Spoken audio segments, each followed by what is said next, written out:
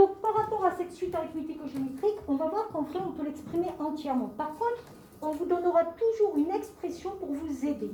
Donc là, j'ai fait intervenir une suite VN qu'on appelle une suite auxiliaire parce qu'elle va me permettre de trouver le résultat sous forme explicite de la suite UN.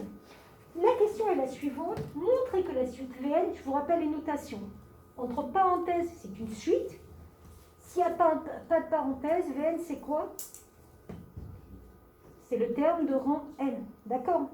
Parenthèse suite, pas de parenthèse, terme de rang N. Montrez que c'est une suite géométrique. Alors, comment fait-on? Bon, je sais que vous n'avez peut-être pas révisé les suites sur ces vacances, à part ceux qui passent le contrôle. Comment on fait pour montrer qu'une suite est géométrique? Qui peut me rappeler? Oui? On a juste... Oui?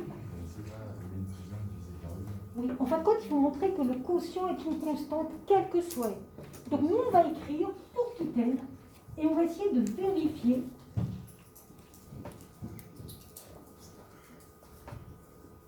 que le quotient est une constante. On vérifie quand même que la suite Vn est différente de 0 parce que je n'ai pas le droit de diviser par 0. Ok. Alors, si vous voulez, écoutez-moi, là, il n'y a pas de souci. Qu'est-ce que c'est que Vn plus 1? Si vous deviez dire qu'est-ce que c'est que Vn plus 1, vous me diriez que c'est quoi? C'est Un plus 1 plus 1. On est d'accord ou pas?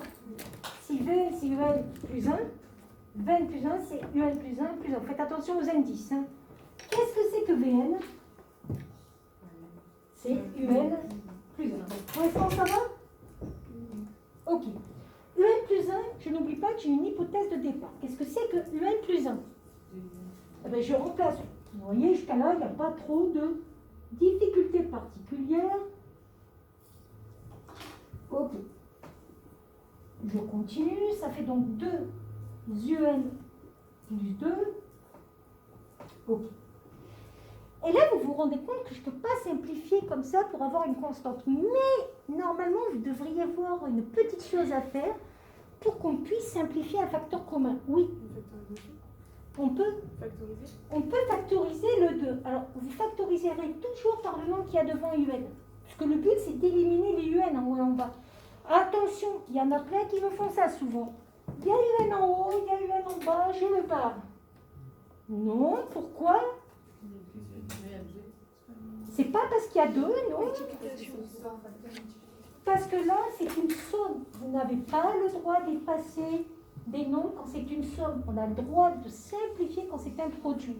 Attention, ne me faites jamais ça. Hein. Hop, je barre le UN, j'ai plus de UN, il me reste 2. Ok? Mais par contre, on a le droit de factoriser. Et pourquoi c'est intéressant de factoriser? Parce que là, vous avez bien des facteurs. Et on peut simplifier par quoi? Est-ce qu'il y a un facteur commun au numérateur et au dénominateur? Oui. Et oui, et là, vous remarquez que vous tombez sur quoi? Sur 2. Donc, CQFD, vous avez bien montré ce qu'il fallait démontrer, que Vn plus 1 sur Vn est égal à une constante Q qui est égale à 2. Est-ce que ça prouve bien que c'est une suite géométrique? Oui. Quel est son premier terme et quelle est sa raison? Alors, 2 raisons. On va commencer par la raison. 2 raisons de quoi? Et quel est son premier terme? Alors, d'abord, il s'appelle comment, son premier terme? V0, V1, il s'appelle comment? Il s'appelle V1, puisque j'avais commencé à I1. Et comment vous faites pour calculer son premier terme? Ben, vous calculez en faisant U1 plus 1. Oui ou non? U1, ça faisait 1, 1 plus 1, 2.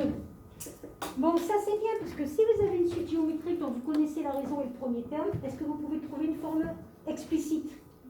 Oui. Donc, la forme explicite de Vn, c'est donc Vn égale 2 fois Q à la puissance n-1. Pourquoi je suis partie à n-1 et pas à la puissance n?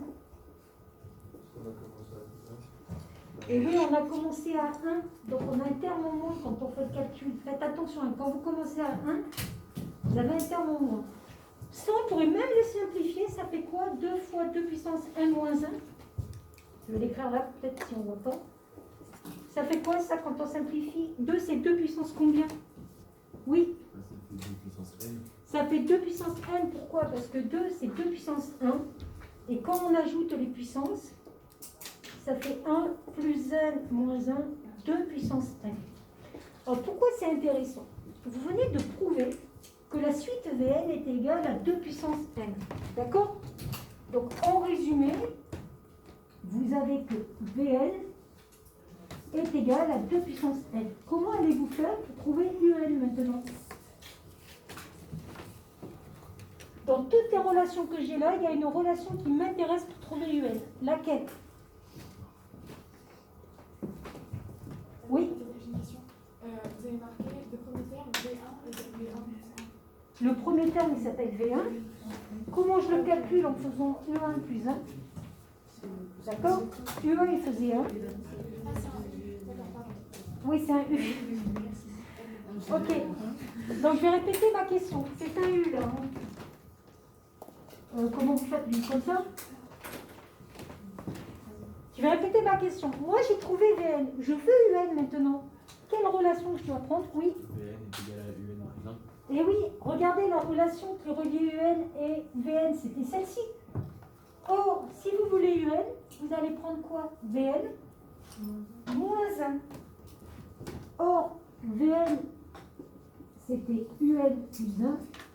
Donc, Un égale Vn moins 1. Et là, c'est intéressant parce que ça, c'est une suite qui va tendre vers quoi? Vers plus l'infini. Pourquoi?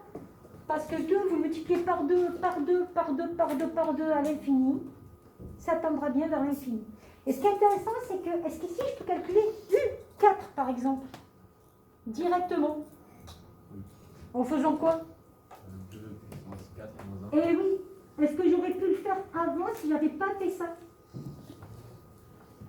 Ben non, puisqu'avant, c'était sous forme récurrente, donc il fallait calculer chaque terme. Donc voilà en gros ce que vous devez savoir.